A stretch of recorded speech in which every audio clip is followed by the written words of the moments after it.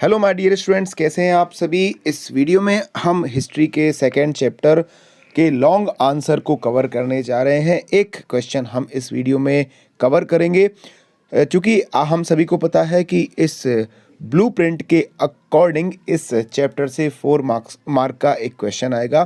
पहला क्वेश्चन है, analysis the reason for the non cooperation movement. क्या रीजंस थे जिसके कारण हमारे नेशनलिस्ट को नॉन कोऑपरेशन मूवमेंट करना पड़ा। नॉन कोऑपरेशन मूवमेंट का मतलब है कि हम किसी भी तरह से आपको कोऑपरेट नहीं करेंगे। जैसे देखिए, आप वीडियो देख रहे हैं, आप मुझे कोऑपरेट कर रहे हैं, इसीलिए मैं आपको समझा पा रहा हूँ। उसी तरह से इंडियंस भी ब्रिटिश को कोऑपरेट करते थे। वो अपनी कंपनी में सामान खरीदते थे तो इंडियंस उसको खरीदते। Indians British east India company में सामान बनता था तो उसको इंडियंस खरीदते थे। तो ये हो गया एक प्रकार से कोऑपरेट करना। तो नॉन कोऑपरेशन मूवमेंट जब स्टार्ट हुआ तो ये डिसाइड किया गया सारे के सारे इंडियंस के द्वारा कि हम किसी भी तरह से ब्रिटिश गवर्नमेंट को कोऑपरेट नहीं करेंगे। तो क्या रीजंस थे वो हम डिस्कस कर रहे हैं, हमसे इस क्वेश्चन में पूछा भी है। पहली बात तो ये है कि जो नॉन कोऑपरेशन मूवमेंट है वो गांधी जी के लीडरशिप में लीड किया गया था 1920 में। 1 मार्क्स का क्वेश्चन भी आ सकता है, तो याद रखना ये जो नॉन कोऑपरेशन मूवमेंट है वो 1920 में स्टार्ट हुआ था और कांग्रेस ने इसको लीड कांग्रेस के द्वारा किया गया था। पहला रीज़न है इकोनॉमिक रीज़न थे। वर्ल्ड वार जब हुआ तो एकदम से हमारे देश में मंदी आ गई, महंगाई बढ़ गई, ब्लैक मार्केटिंग होने लगी, गवर्नमेंट ने टैक्स बढ़ा दिए। जैसे ही अभी हमने देखा कि कोरोना के टाइम पर जब गवर्नमेंट ने अपनी तरफ से काफ़ी कुछ खर्च किया वैक्सीनेशन के ऊपर, तो वो पैसा किससे लिया? हमसे ही लिया। पेट्रोल के दाम बढ़ गए, खाने पीने की चीज़ों के दाम बढ़ गए, गवर्नमेंट ने अपना टैक्स बढ़ा दिया। तो उसी तरह से वर्ल्ड वार में बहुत सारा ब्रिटिश गवर्नमेंट का पैसा लग गया था। तो वो पैसा ब्रिटिश गवर्नमेंट ने इंडियन से वसूला टैक्स बढ़ाकर। तो एक ये रीज़न था जिसके कारण हमारे जो रेवोल्यूशनरीज थे उन्होंने मूवमेंट किया।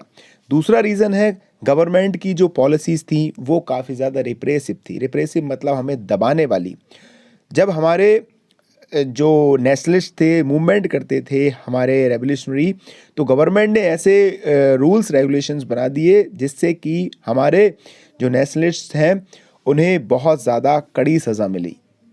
कानून में तब्दील कर दिया, क्रिमिनल लॉ और अमेंडमेंट एक्ट ला दिए, प्रेस एक्ट ला दिया, जिसके कारण भी कोई भी न्यूज़पेपर नहीं छप सकते थे। न्यूज़पेपर पर सप्रेस कर दिया, उन पर बैन लगा दिया।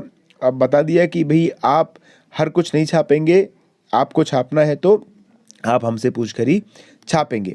इसी तरह से जो भी रेवोल्यूशनरी अगर जेल में डाले जाते तो उनको कड़ी से कड़ी सज़ा दी जाती, उनको फांसी पर लटका दिया जाता या फिर कि उनको पूरी लाइफ उनको जेल में बंद कर दिया जाता। हमारा फोर्थ पॉइंट है डिसैटिस्फैक्शन अगेंस्ट द मॉन्टेस्क्यू। मॉन्टेस्क्यू एक फिलोसोफर था जिसने एडमिनिस्ट्रेशन को लेकर काफ़ी सारी कुछ बातें कही गई थी और उसी की विचारधारा के अकॉर्डिंग ब्रिटिश गवर्नमेंट ने कुछ अपने एडमिनिस्ट्रेशन सिस्टम को लेकर चेंजेस किए थे। तो इसके खिलाफ भी डिसैटिस्फैक्शन था।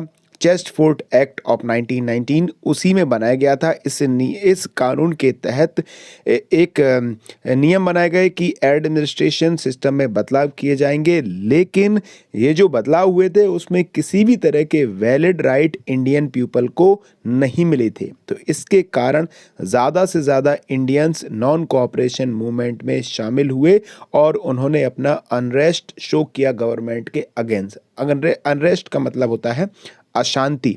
हमारा फिफ्थ पॉइंट है the Rowlatt act and the Jallianwala Bagh massacre of 1919। इसको भी आपको याद करना है।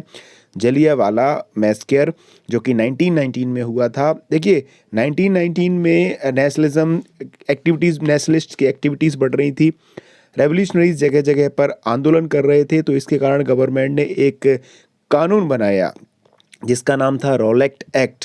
1919 में बनाया गया था, जिसमें गवर्नमेंट को ये अथॉरिटी मिल गई थी कि वो किसी भी हमारे लीडर को या रेवोल्यूशनरी को पकड़ के बगैर कोर्ट में ट्रायल के कोर्ट में भेजा जाता है। उसके बाद जज अगर कोई सज़ा देता है तब उनको जेल में डाला जाता है।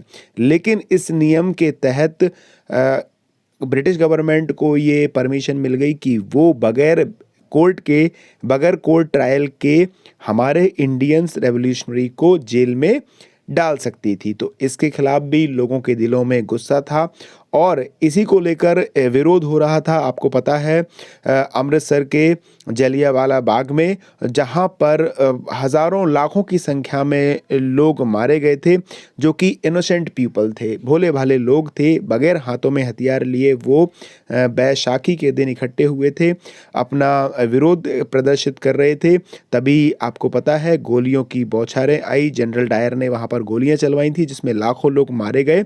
तो इन दोनों ही इंसिडेंट को लेकर हमारे इंडियंस के दिलों में डिसैटिस्फैक्शन था, जिसके कारण भी बड़ी संख्या में लोग नॉन कोऑपरेशन मूवमेंट में शामिल हुए। तो स्टूडेंट्स, ये 5 पॉइंट्स आपको अच्छी तरह से लर्न करना है। एक बार फिर से मैं आपको रिपीट कर देता हूँ। इसका पहला रीज़न है नॉन कोऑपरेशन मूवमेंट स्टार्ट होने का इकोनॉमिक रीज़न है, जिसमें सारी की सारी हमारी इकोनॉमिक कंडीशन शामिल हो जाती हैं। गवर्नमेंट के रूल्स थे, उनके कारण भी, जो पॉलिसीज़ थी उनके कारण भी लोग बाग शामिल हुए। वर्ल्ड वार का इफ़ेक्ट हुआ, हमें बहुत कुछ सीखने को मिला, इसके कारण भी ज़्यादा से ज़्यादा लोग इस मूवमेंट में शामिल हुए। मॉन्टेस्क्यू एक जो नियम थे एडमिनिस्ट्रेशन में बदला हुआ था, उसके कारण भी लोग शामिल हुए।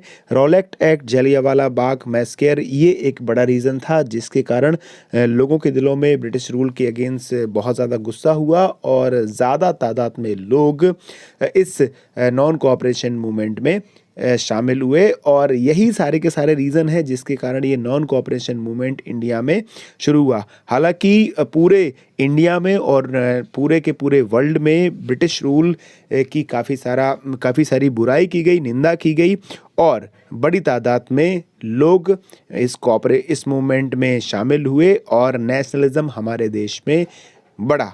आई होप आपको ये क्वेश्चन अच्छी तरह से समझ आया होगा। इस वीडियो को आप बार बार देखिए, सुनिए, समझिए और अच्छी तरह से लिखिए। इस वीडियो को लेकर अगर कोई भी कमेंट आप करना चाहते हैं तो आप कमेंट बॉक्स में कमेंट करिए। किस टाइप की वीडियो आप चाहते हैं, कहाँ पर आपको प्रॉब्लम हो रही है और किस तरह से मैं आपके बोर्ड एग्ज़ाम में हेल्प कर सकता हूं, आप कमेंट ज़रूर कीजिए। अपने फ्रेंड्स को इस वीडियो को शेयर कीजिए। और स्टूडेंट्स, ये बहुत ज़्यादा इंपॉर्टेंट क्वेश्चन है।